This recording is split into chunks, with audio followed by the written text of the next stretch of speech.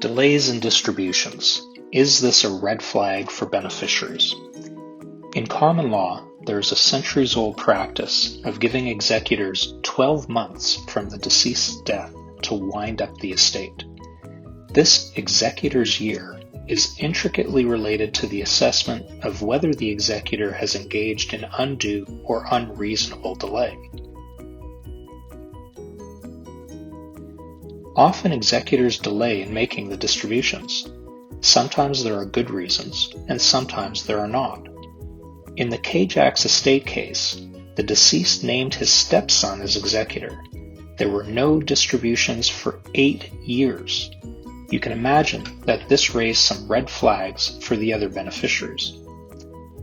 The beneficiaries went to court. The executor was ordered to make interim distributions of $100,000 to each of the applicants.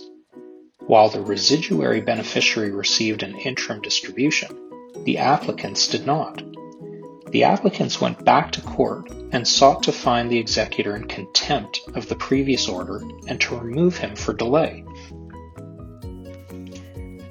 In Ontario, the case law tells us that there are 6 factors a court will take into account when deciding what to do when an executor takes too long to distribute the assets of the estate.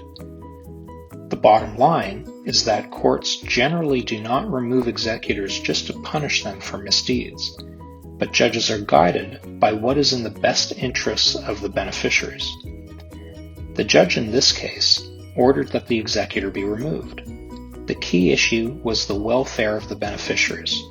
The judge believed that there was no reason why the estate remained undistributed for what was then 9 years since the deceased's death. Clearly there was prejudice to the applicants. They were without their money unnecessarily for 9 years. Key to the court's decision was the finding that the agenda of the executor was to hold back the distributions to persuade the applicants to vary the will, so that his children would get half of the estate. But the court's decision was not about punishing an executor who refused to do his job. It was a recognition by the court that the executor would not properly administer the estate in the future, given his own conflicting interests. My name is Greg Sidlowski. Our firm has a lot of experience handling these sorts of cases. It's important to remember that a 3-minute video is no replacement for proper legal advice from a competent lawyer.